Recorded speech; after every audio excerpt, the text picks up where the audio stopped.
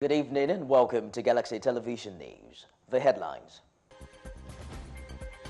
Acting President Yemi Osinbajo assigns portfolios to new ministers.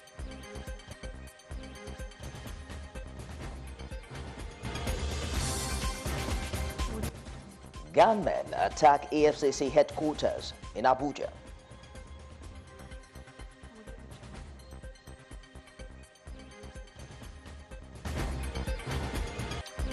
Outside Nigeria, post-Brexit, European Union offers British nationals restricted residency rights.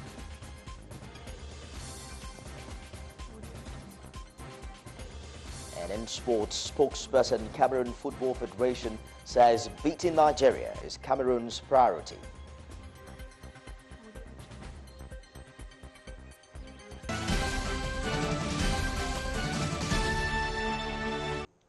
Thanks for joining us on the news. I am Nifemi Okuntoye. We'll begin in the Federal Capital Territory, where acting President Yemi Osinbajo has assigned portfolios to the two newly sworn-in ministers and sworn in 16 new permanent secretaries. Before commencement of Wednesday's Federal Executive Council meeting, the acting president announced Professor Stephen Ocheni as Minister of State for Labour and Employment and assigned Sulaiman Hassan to the Ministry of Power, Works and Housing as Minister of State. The acting president also swore in 15 senior civil servants recently promoted to the permanent secretary cadre in the Federal Civil Service. Professor Stephen Ocheni will be assigned the portfolio of Minister of State in the Ministry of Labour and Employment, and Mr. Sulaiman Hassan will be assigned the portfolio of Honourable Minister of State for Power, Works and Housing. The acting president later administered the oath of office and assigned portfolios to 15 new permanent secretaries. To bear true allegiance to the Federal Republic of Nigeria, and that I will preserve, protect, and defend the laws of the Federal Republic of Nigeria. So help me God. Anabogu Ifioma Nkiruka, Women Affairs. Didi Wilson-Jacks, Service Welfare Office in the Office of the Head of the Civil Service of the Federation. Gepe Grace Isu, Information and Culture. Professor Osinbajo also reminded the newly sworn and permanent secretaries of government's resolve to implement reforms, tasking them to champion the reforms through implementation of executive orders and contributing to the anti-corruption drive of the current administration. This is why our commitment to corruption is not just a glib reference, it's not just glib talk.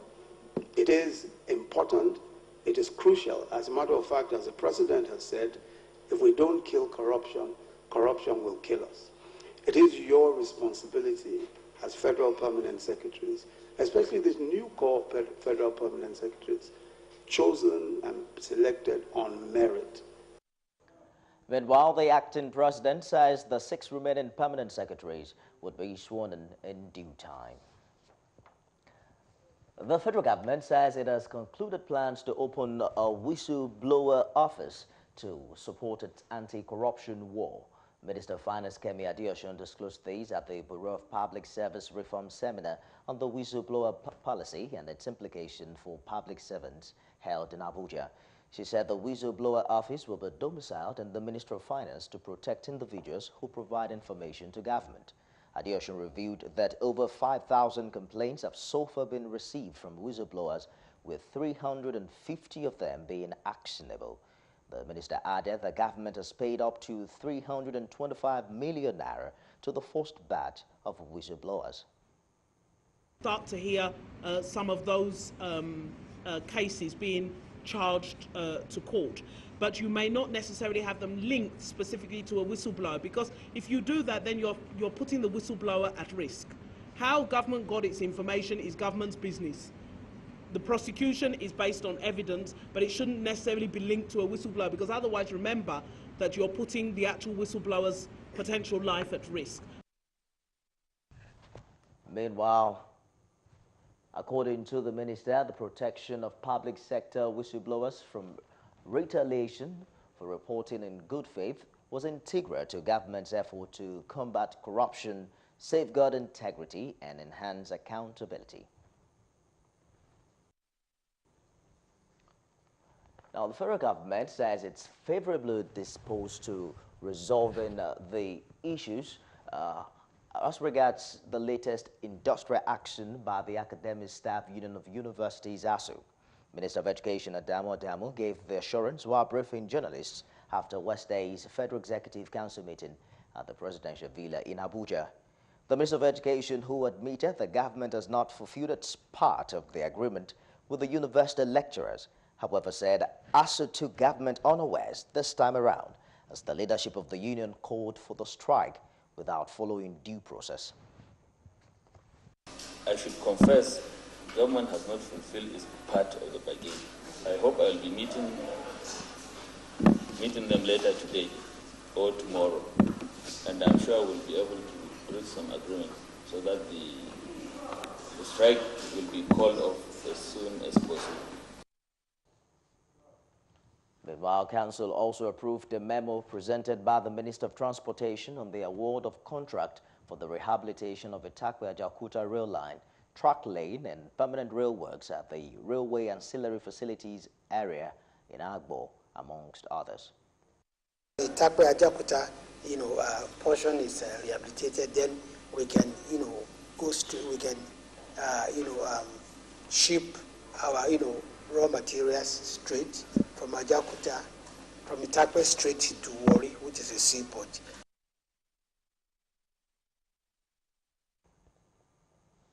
In Rivers State, the Academic Staff Union of the University of Port Harcourt says it has shut down academic activities in the institution following the indefinite strike called by the union. ASU Chairman, University of Port Harcourt Chapter, Dr. Osinbajo, says there is no going back on the strike until its demands are met. I will just pray that government will be sensitive enough not allow it to last up to 6 months. It's not within us. It's not in our hands.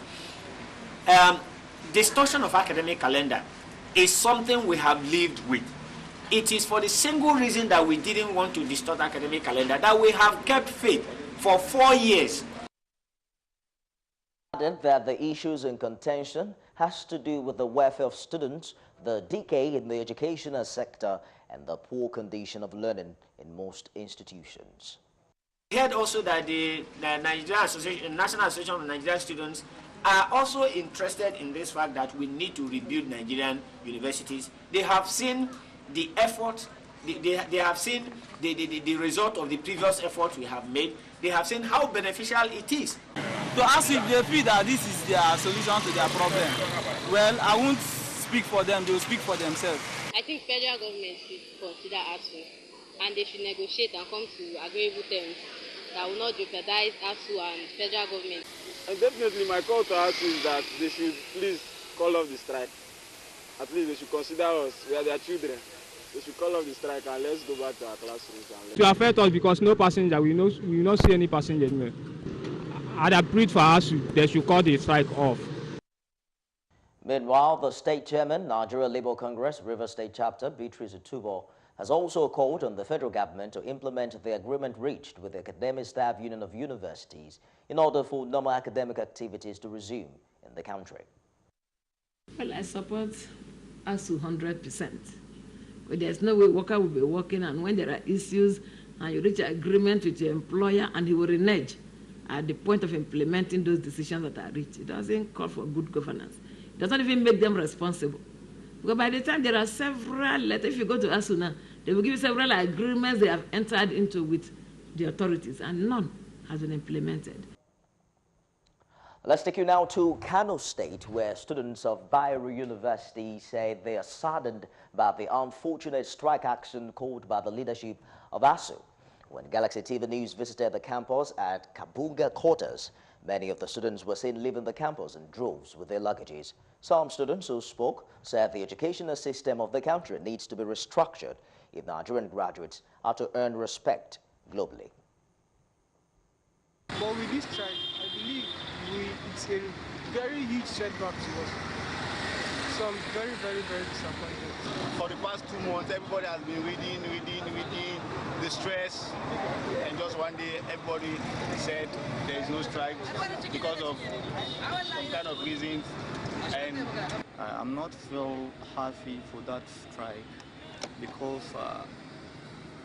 we are approaching the exam time and all the students are preparing.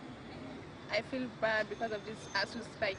It's not fair. I came back yesterday on Sunday, but I have to go back now. Because some students will engage in kidnapping if they go back home without doing anything. Yes. This ASU, they are not trying at all.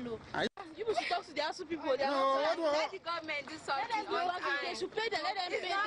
Most of their kids are abroad schooling. I'm telling you, most of their kids are abroad. We are here suffering.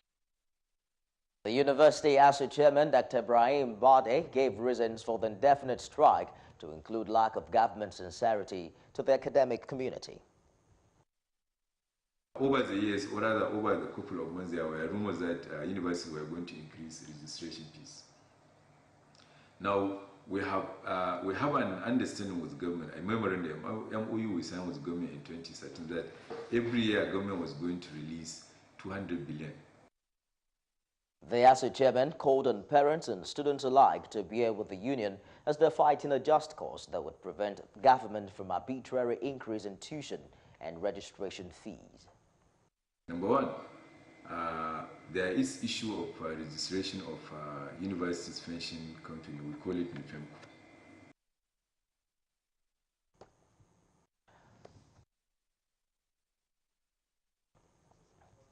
Meanwhile, General Secretary of the National Union of Textile, Garment and Tailoring Workers of Nigeria, Issa Aremo, has called for the resignation of the Minister of Education, Adamo, for not respecting the agreement reached with the lecturers, which has now plunged the nation's universities into another strike. Aremo, who is a member of the National Executive Council of the Nigerian Labour Congress, stated this while fielding questions from newsmen in Ilorin, Kwara State. If you find out for the past 10 years, the major strikes led by ASU had been caused by lack of respect for collective agreement. I mean, it's bad enough also that you don't respect agreement freely entered into, but it's worse that you will not even acknowledge, the requests and the demand of the academic staff union for you to discuss why you are not implementing this agreement. In the same vein, President, Nigeria Association of Social Studies, Professor Samuel Folorunsho, urged the Academic Staff Union of Universities, ASU, and the federal government to engage in a roundtable discussion to find lasting solutions to the problems. It is not by staying apart that issues can be resolved. So I'm asking and suggesting that ASU and the federal government, particularly those that have been saddled with the responsibility of resolving this problem, should quickly come to the round table. The federal government has appealed to ASU to suspend its ongoing strike in the interest of the nation. Coming up next on the news, federal government fought anti-Buhari protest at Wuse Market. We have details. Welcome back. For more updates and latest news, log on to our website, www.galaxytvonline.com. For latest and trending videos, subscribe to our YouTube channel. It's youtube.com/GalaxyTV Nigeria. You can also interact with us on Facebook at facebook.com/GalaxyTV or tweet to us at GalaxyTV. We're also on Instagram at official GalaxyTV. All our social media platforms are user-friendly and can always accommodate your live updates and comment. Barely 24 hours after an attack on the Resume or Resign protest in Abuja by alleged pro-Buhari supporters, the federal government has condemned Charleboy and his group for taking the protest rally to the Wuse Market where the incident occurred. The first official statement from government since the incident comes as the special advisor to the president on media and publicity, Femi Adesina, addressed a group of Niger Delta youths who held a solidarity rally in support of the ailing president on Wednesday. Taking a protest to the marketplace in the first place was wrong. So whoever took that protest to the marketplace was the one that attempted to, yes, make it get out of control. The show of solidarity by youths of Nigeria's oil-rich Niger Delta region is a proof that the country has all it takes to remain united despite all the ethno-religious tension. Very good. It shows that Nigeria will remain one country. Yeah, it's not because what we have noticed is that some people had made efforts to create ethnic cleavages in the country. Absolutely. But what you have done today has reinforced our faith that Nigeria will remain one. Yeah. Delta extraction were received at the entry point to the presidential villa by government officials as the wave of protest and counter-protest continue in Nigeria's federal capital. Meanwhile, the Resume or Resign movement we've seen a couple of days with rallies across Abuja has now been suspended. Now we have details that the decision by the Our Mumu Don't Do campaign has now says this is coming, as a matter of fact, 24 hours after they were attacked by alleged pro-Buhari supporters at the Wuse market. However, the leaders of the movement, Charlie Boy and Deji Adeyanju, insist the move was purely strategic and unconnected with Tuesday's attacks. We've come to the end of this particular sit-out. We need to go re-strategize because there are a lot of things that is wrong with our country.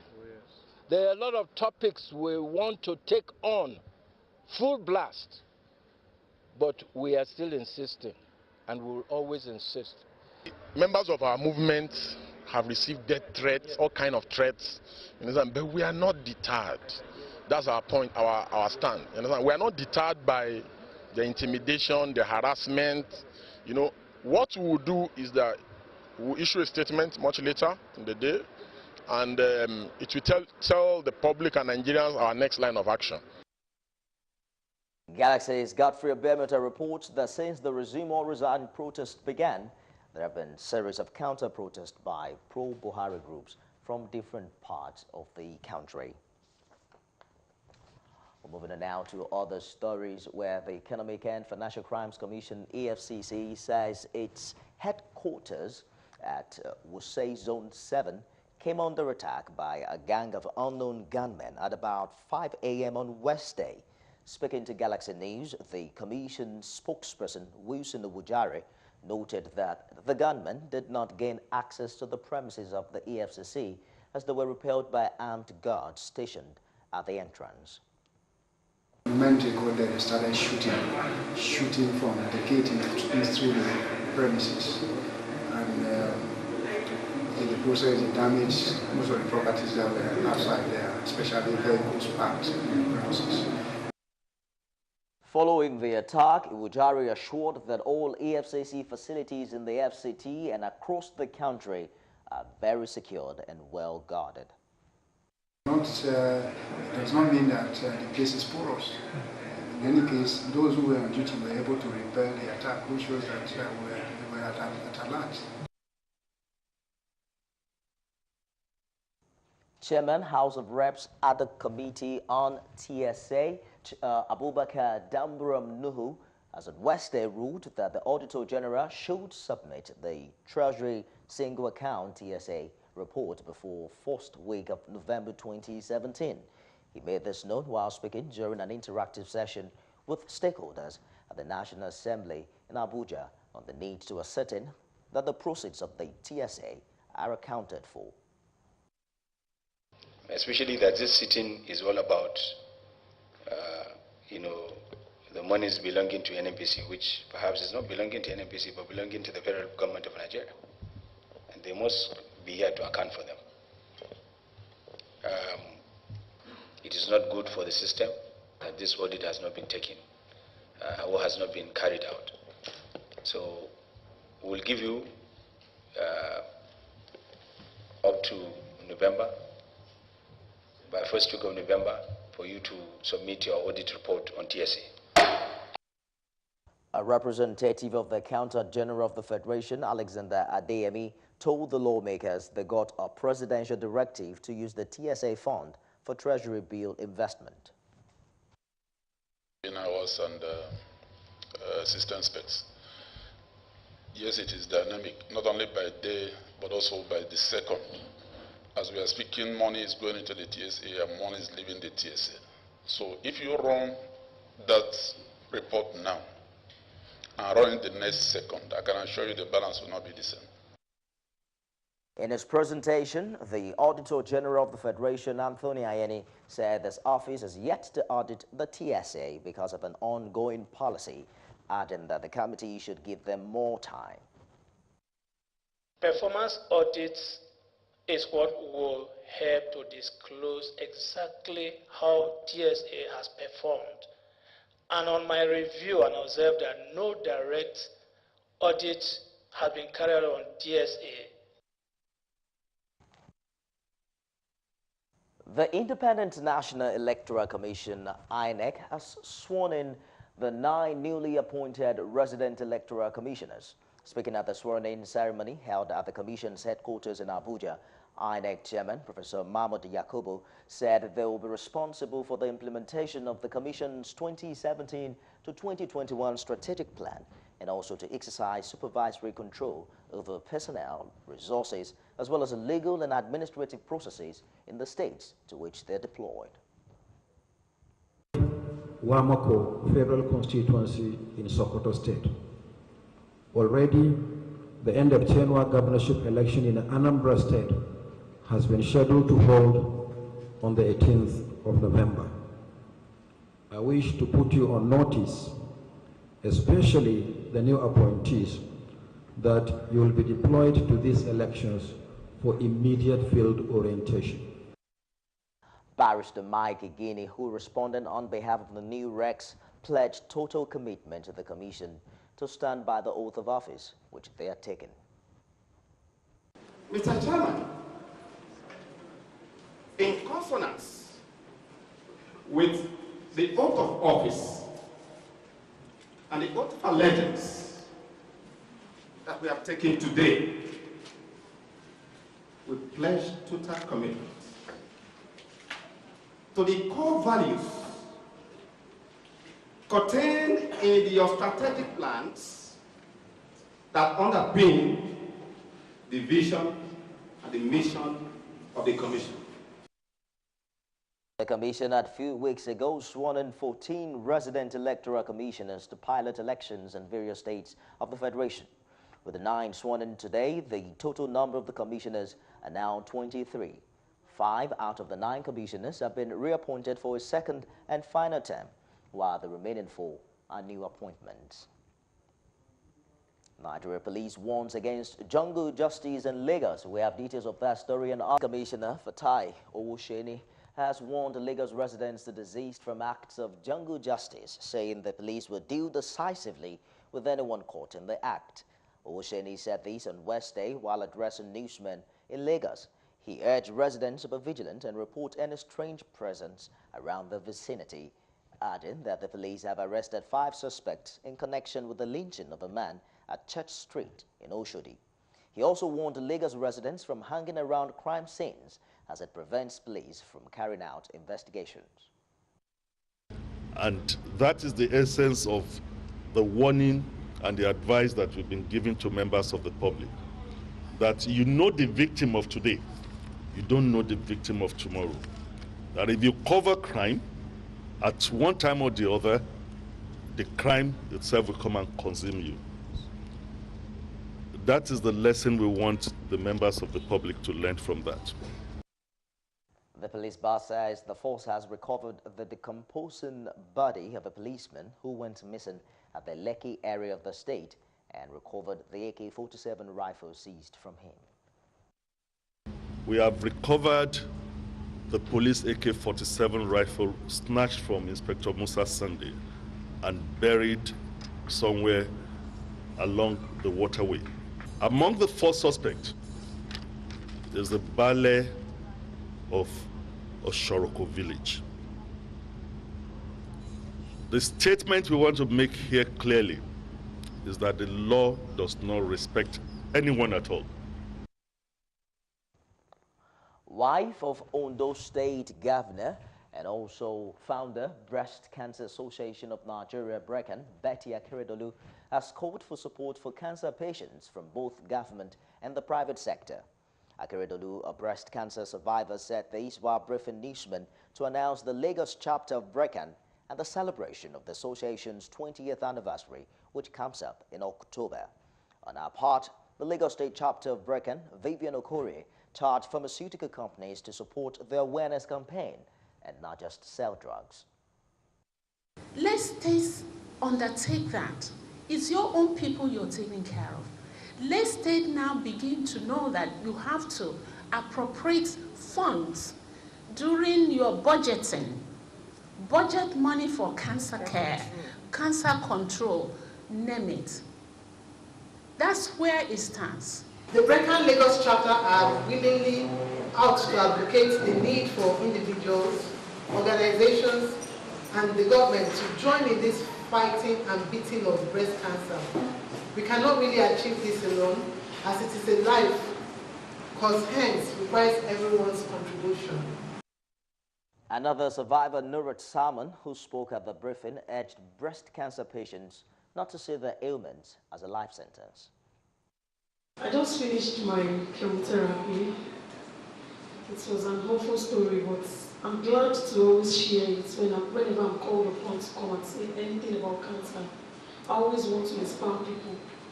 I want people to know that cancer is not a death sentence. Cancer doesn't kill. It is depression. Moving on now to Oyo State, where the state government has issued 2 weeks ultimatum to religious bodies across the state. Officials of the State Ministry of Environment and Water Resources had in the last 1 week sealed up 2 churches in Ibadan due to noise pollution. The Commissioner for Environment and Water Resources, Isaac Ishola, while speaking with newsmen in Ibadan, said the state government had enacted several environmental laws and regulations aimed at promoting a clean and investor-friendly environment. I found out that out of every 10 complaints we received, 8 will bear about noise pollution. And by the time we analyze the 10 complaints we have received in respect of air pollution, 90% emanated from religious activities. On the closure of Temidire Plank Market, Ishola disclosed that the market was sealed up based on violation of environmental laws, stating that there had been several petitions from members of the public on the operation of the market. That market was closed purely on an environmental basis. We had, tonight I've been having complaints from people. In my office now we treated about 4 such cases. And the issue is that nowhere in a developed city you will have some mail within the city. The commissioner added that no fewer than 650 offenders have been arrested and prosecuted for various environmental offenses, ranging from noise pollution, water pollution, air pollution, and environmental sanitation. Now we're taking you to Edo State, where 25 trainees built to graduate as rubber technologists at Ogbebo Leadership and Skill Acquisition Academy under the Presidential Amnesty Program has skipped the examination and graduation ceremony over unpaid allowances.